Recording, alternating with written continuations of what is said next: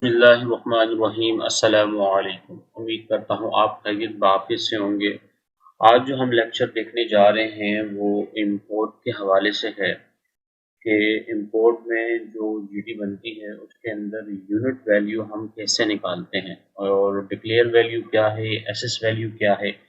Basically declare value वो value होती है जब हम कोई माल बुक करवाते हैं इम्पोर्ट, यानी कि जब कर रहे होते हैं ड्यूरिंग द पीरियड जब एलसी वगैरह ओपन करते हैं, जो हमारा माल बुक होता है उस टाइम जो वैल्यू हम डॉलर पर डिक्लेयर कर रहे होते हैं उसको हम डिक्लेयर वैल्यू कहते हैं। और एसएस वैल्यू वो कहलाती है कि जब हमारा कोई कंसाइनमेंट इम्पोर्ट पे लग जाता है और इम्पोर्ट पे लगने के बाद उसको असेस किया जाता है तो उसको हम असेस वैल्यू कहते हैं। यानी कि जब माल पे पोर्ट पे माल लग गया, उसकी एग्जामिनेशन वगैरह सारी चीज़ें हो गई, उसको उसको असेस किया गया कि ये माल आया कि जो हमने मंगवाया है ये इतने का है भी कि नहीं, तो उसको एसएस वैल्यू यानी कि कहते हैं। ठीक है, दोनों सेम है, ज़्यादा फर्क नहीं होता।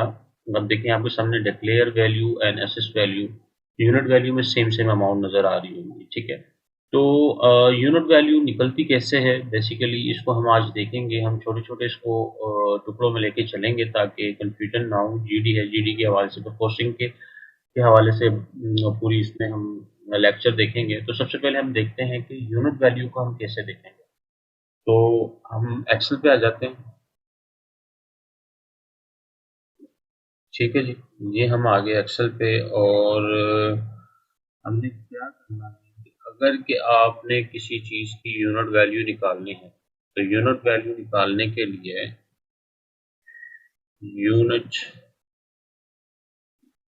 एक मिनट जी, इसको थोड़ा हाई बड़ा कर लेते हैं ताकि क्लियर हो जाए। ठीक है, तो यूनिट वैल्यू कैसे निकलेगी, ठीक है, क्वेश्चन मार्क के।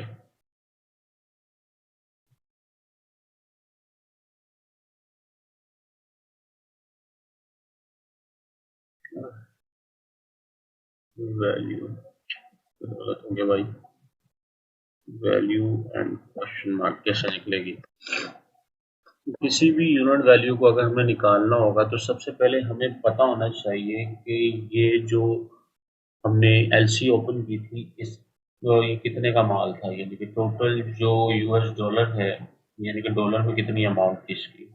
तो सबसे पहले हमने लिखना है टोटल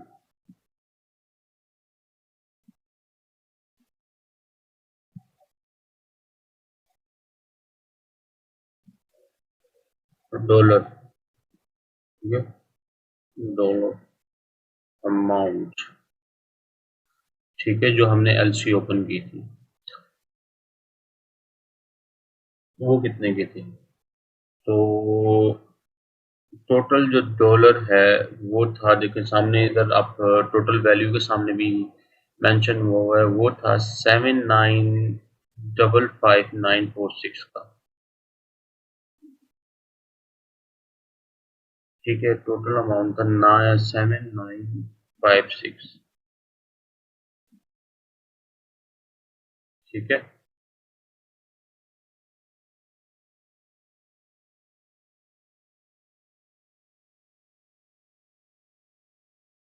ये टोटल डॉलर की अमाउंट थी। टोटल इनवाइस की जो हमने एलसी ओपन की थी वो 7,956 डॉलर की हमने एलसी ओपन की थी। ठीक है, और अब देख लेते हैं कि अगर आप ये देखें कि quantity unit type in KG 6464 आ रहा है। ठीक है, नंबर ऑफ यूनिट दे रहा है ये। तो अब हमें पता होना चाहिए कि इसका वेट कितना था, या वेट या केजी में इसका हमें पता होना चाहिए, क्योंकि मुख्तलिफ चीज़ें होती हैं, कोई क्यूबिक मीटर पे चीज़ें आ रही होती हैं। बेसिकली उसका वज़न जो असिस किया जाता है ना, उसको वज़न बेस पे किया जाता है ज़्यादातर। ठीक है, तो इसका वज़न कितना था ये आपको पता होना चाहिए, पता होना चाहिए इस कंसाइनमेंट का, तब जाके ये जो वैल्यू है ये निकलेगी। अब देखें कुछ अब जैसे वो आता है आपका पेट्रोलियम का जो दाना होता है जिसको कहते हैं साबिक से दाने वगैरह जो आते हैं ना प्लास्टिक्स के, जिससे बोटल्स वगैरह बनती हैं, शॉपर्स बनते हैं, वो यानी कि पायलट्स में आता है, तो उनका वेट वेट का पता होना ज़रूरी है। तो टोटल वेट कितना है, ये हमें कैसा पता चलेगा? देखें, इस जीडी के अंदर ही मेंशन किया हुआ है टोटल वेट भी। अक्सर करते हैं और नहीं भी करते, ठीक है। ये देखिए, नंबर ऑफ यूनिट्स 65 ये मेंशन किया हुआ है, तो हम यहाँ इसको लिख देंगे।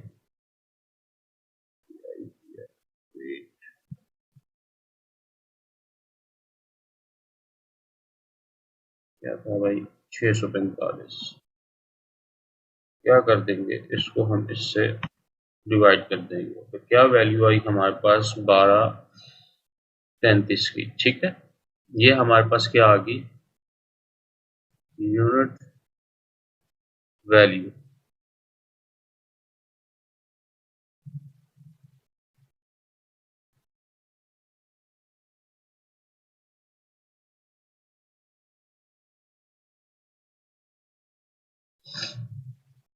तो कैसे निकली यूनिट वैल्यू? टोटल डॉलर, आपको वेट का पता होना चाहिए, तब जाके ये वैल्यू निकल आएगी यूनिट वैल्यू, ठीक है। 12.33 की, यही एसएस वैल्यू है हमारी, और यही डिक्लेयर वैल्यू है। डिक्लेयर वैल्यू क्या है आपको मैं बता चुका हूँ। डिक्लेयर वैल्यू जब हम एलसी ओपन करते हैं और जो माल बुक होता है उसको डिक्लेयर वैल्यू कहते हैं, और जब पोर्ट पे माल कंसाइनमेंट पहुंच जाता है उसको असिस्ट किया जाता है, वो असिस्ट वैल्यू कहलाती है, ठीक है। असेसमेंट होती है इसकी पूरी, कस्टम वाले उसकी पूरी असेसमेंट करते हैं। तो असिस्ट वैल्यू भी देखें, अगर आप जीडी पे देखें तो सेम सेम है, ज़्यादा फर्क नहीं है। अब आ जाते हैं कि टोटल, अगर आपने टोटल वैल्यू निकालनी हो तो टोटल वैल्यू निकालने के लिए सिंपली है, आपने क्या करना है कि आप टोटल वैल्यू निकालना चाह रहे हैं डॉलर की। अब फर्ज करें कि आपके पास ये नहीं है, ये वाली वैल्यू नहीं है, ठीक है। ये वैल्यू अगर आपके पास नहीं है तो आप कैसे निकालेंगे? अच्छा, टोटल अगर डॉलर की वैल्यू निकालनी है आपने, तो आप कैसे निकालेंगे वो?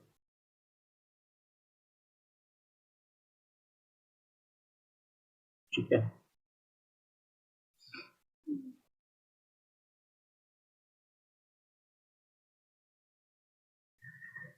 आपने लिखना है वेट कितना था, ये है। और असिस्ट वैल्यू क्या आई, और सॉरी, असिस्ट वैल्यू कह रहा हूँ, यूनिट वैल्यू क्या है?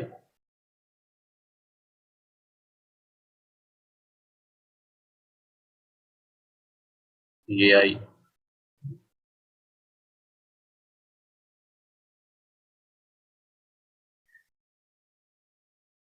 क्या करेंगे, इसको कर देंगे मल्टीप्लाई बाय इससे, तो क्या वैल्यू आ गई आपके पास? टोटल डॉलर आ गया।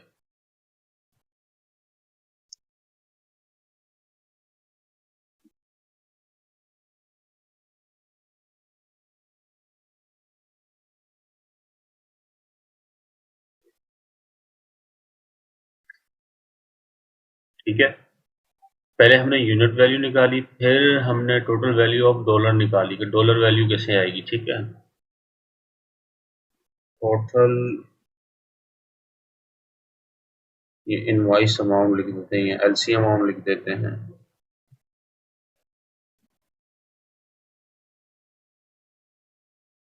बल्कि हम लिख देते हैं टोटल डॉलर अमाउंट।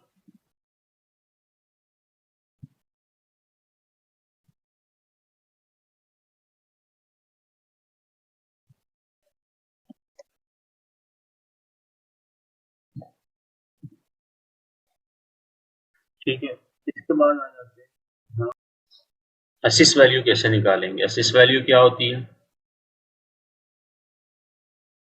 ये डिक्लेयर वैल्यू है, ये असिस्ट वैल्यू है, ठीक है। ये असिस्ट वैल्यू है, तो ये वैल्यू कैसे निकलेगी, इसकी कैलकुलेशन कैसे होगी? असिस्ट वैल्यू की हमने क्या करना है, हमने क्या निकालनी है?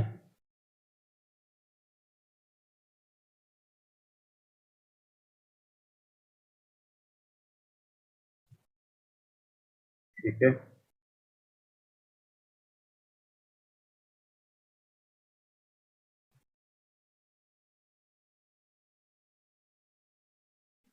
असिस्ट वैल्यू निकालनी है। तो असिस्ट वैल्यू कैसे निकलेगी भाई? सबसे पहले हमें टोटल डॉलर का पता होना चाहिए। टोटल डॉलर कितना है? डॉलर टोटल एलसी अमाउंट या टोटल इनवॉइस बल्कि टोटल डॉलर लिख देते हैं, ठीक है। कितने की है, कितने की एलसी थी? इतने की, हमने इतने का माल मंगवाया था, सही है। अच्छा, इसके ऊपर क्या होता है जी, ये हमारी जो थी, हमने जो माल बुक करवाया था वो 7,956 रुपये का माल बुक करवाया था, ठीक है। इसके ऊपर हमारी जो लैंडिंग कॉस्ट है, जो पोर्ट पे माल लगा है, उसका 1% हमें देना होगा डॉलर में, 1%, ठीक है जी। एक मिनट, इसको भी हम ये कर लेते हैं कि के ये कर देते हैं, ठीक है। ये हो गया टोटल, क्या आ गया? Total total value US dollar आ गया, ठीक है। ये पोर्ट पे माल लगने तक की वैल्यू है, ठीक है। टोटल वैल्यू, जहाज आके पोर्ट पे लगा है और उसके ऊपर जो लैंडिंग कॉस्ट है वहां से जो उतारा है उसका $1 का 1% होता है, लैंडिंग कॉस्ट 1%, ठीक है। उसके बाद ये माल आपने अगर इंश्योर्ड नहीं करवाया तो उसके हिसाब से इसके ऊपर 1% का रेट लगता है। अगर इंश्योर्ड करवाया हुआ हो तो उसका रेट अलग है। अब फर्ज करें कि ये मटेरियल जो था हमने इसकी इंश्योरेंस नहीं करवाई थी, यानी किसी ईएफयू कंपनी से इस माल को इंश्योर्ड नहीं करवाया था। इंश्योर्ड क्या होता है कि अगर कोई अल्लाह ना करे कोई जहाज डूब जाता या कोई मामला हो जाता या चोरी हो जाता, अगर इंश्योर्ड नहीं होगा तो वो नुकसान कंपनी ही बेयर करती है। अगर चोरी हो जाए कुछ हो जाए, फिर अगर इंश्योर्ड करवाया हो तो फिर इंश्योरेंस कंपनी फिर इसको पे करती है, ठीक है। तो ये क्या है कि 1% इसके ऊपर चार्ज लगेगा कि ये इंश्योर्ड,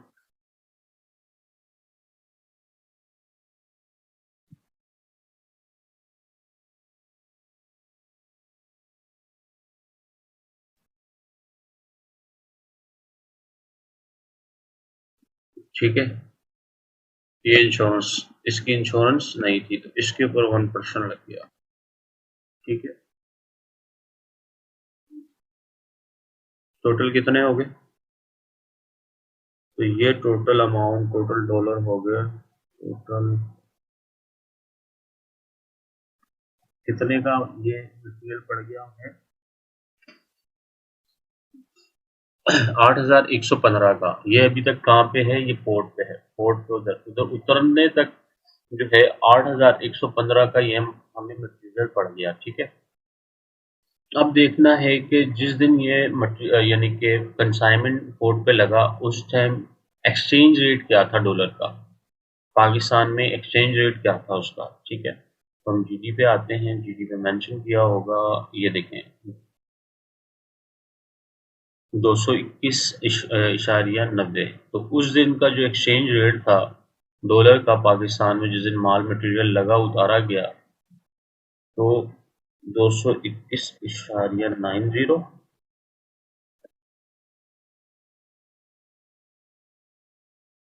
ये है एक्सचेंज रेट।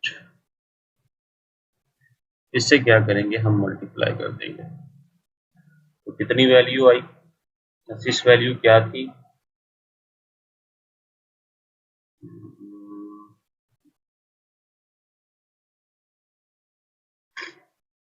18,909। कितना फर्क आ रहा है?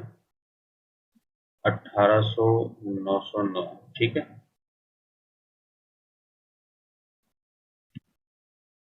12 रुपए का फर्क है, इतना फर्क नहीं है। उसकी वजह यह है कि ये जो राउंड ऑफ की वजह से ना ये मसला कर रहा होता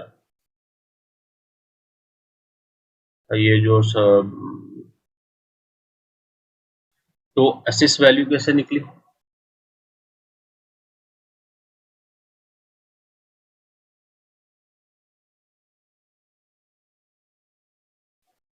ये आ गई हमारी असिस वैल्यू।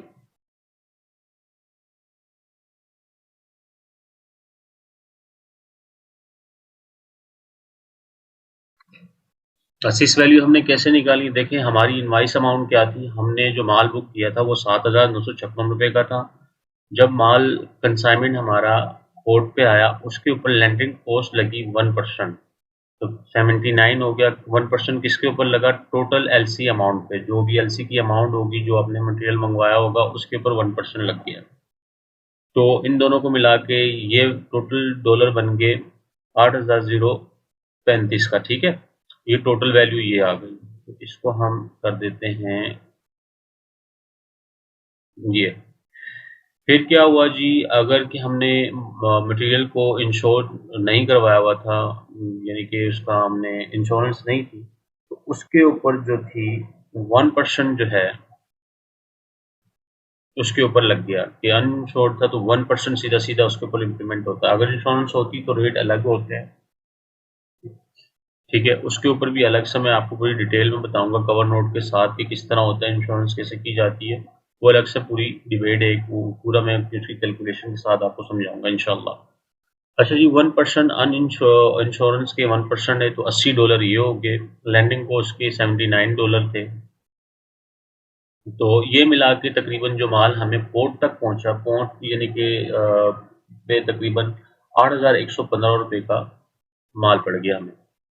ठीक है, उसके बाद उस दिन जिस दिन माल लगा उस दिन जो एक्सचेंज रेट थे, जिस दिन हमने क्लियर करवाया, 5 दिन होते हैं क्लियर करवाने में, तो 5 दिन के अंदर जिस दिन हमने क्लियर करवाया माल, यानी कि एग्जामिनेशन वगैरह होने के बाद जब क्लियर हुआ तो उसके ऊपर जो एक्सचेंज रेट था उस दिन का 221.90 नब्बे का था। यानी कि डॉलर जो था पाकिस्तान में अगर उसको पीकेआर में कन्वर्ट करें तो उसका जो रेट था वो 221.90 का था। तो हमने क्या किया, 8,115 को मल्टीप्लाई कर दिया 221 से, तो क्या हमारे पास आ गई असिस वैल्यू। अच्छा, अब असिस वैल्यू आ गई। असिस वैल्यू से ही जो ये जो माल था हमने 7,956 रुपये का हमने बुक की थी एलसी, वो हमें पड़ा 8,115 कहाँ तक? पोर्ट तक। और ये डॉलर में है, और ये जो असिस वैल्यू है ये पीकेआर में है। तो ये हमें पाकिस्तान पे जो माल पड़ा पाकिस्तानी रुपीस में, वो पड़ा तकरीबन 18 लाख का। ठीक है, और इसी के ऊपर फिर फर्दर जो है क्या कहते हैं, कलेक्टर ऑफ कस्टम वगैरह बाकी सारी चीज़ें इसी के ऊपर सारी वैल्यूज इंप्लीमेंट होती हैं। ठीक है, तो वो कैसे होती हैं चले वो भी देखते हैं। अच्छा जी, इसी के ऊपर जो है बाकी सारी ड्यूटीज इम्प्लीमेंट होती हैं, तो देखते हैं कि कैसे कैसे इम्प्लीमेंट होगी। तो सबसे पहले सीडी है, सीडी कलेक्टर ऑफ कस्टम है। तो देखते हैं कलेक्टर ऑफ कस्टम कितना, 16% है। इधर हम लिख लेते हैं 16%, और इस जगह पे लिख देते हैं दिस मल्टीप्लाई बाय दिस। 2,88,145, 2,88,145, इसमें हमने जो है 12,67 रुपये माइनस किए। उसकी वजह यह है कि ये पॉइंट के बाद जो फिगर आ रही है उसकी वजह से थोड़ा फर्क आ रहा था, तो हमने एज पर एक्चुअल जो है जाने के लिए 12,68 को माइनस कर दिया यहाँ से। ठीक है, क्योंकि अगर आप ये देखें टोटल डॉलर का अमाउंट यहाँ और यहाँ पे चेंज है, 795594 है, तो हमने थोड़ा उसको राउंड ऑफ किया हुआ था जिसकी वजह से फर्क आ रहा है। ठीक है, तो देखते हैं। कलेक्टर ऑफ कस्टम 16% है, तो असेस वैल्यू के ऊपर कलेक्टर ऑफ कस्टम इम्प्लीमेंट होगा। क्या किया है मैंने, असेस वैल्यू जो निकली है उसके ऊपर 16% इम्प्लीमेंट कर दिया। ठीक है, उसके बाद क्या है जी, उसके बाद है एडिशन, जो है collector of custom, additional collector of custom. ठीक है, तो कितना परसेंट है? ये 4% है जी।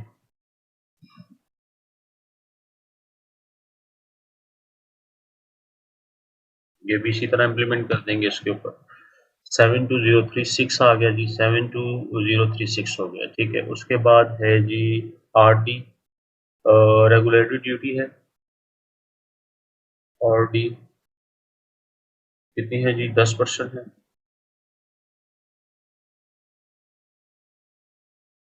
तो आर डी डायरेक्ट इंप्लीमेंट हो जाएगी, इसके ऊपर मल्टीप्लाई कर देंगे इससे। ठीक है जी, ये आर डी भी आ गई, 1,80,090 है, 91 है। ठीक है, तो राउंड ऑफ करने के बाद 91 हो जाएगी। अब क्या करना है, उसके बाद क्या है जी, सेल टैक्स है। सेल टैक्स का अमाउंट है, सेल टैक्स का अमाउंट कैसे निकलेगा जी, अगर मैं इसके ऊपर डायरेक्ट 17% लगाऊं तो ये अमाउंट नहीं आएगा। ये देखें, जैसे सब पे लगा रहे थे, अगर इसके ऊपर डायरेक्ट मैं ये लगाऊं तो कितना, 3,06,000 आ रहा है। यहाँ फिगर क्या है, 398,001 की फिगर है। ये किस तरह आई, तो ये इस तरह आई कि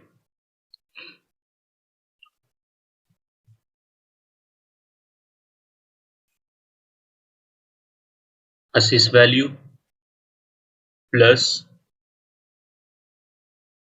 custom duty plus additional custom duty plus regulatory duty, ये वैल्यू आ गई। ये टोटल हो गया असिस वैल्यू के साथ। और यहाँ पे हम लिख देते हैं 17% ऑफ सेल टैक्स है।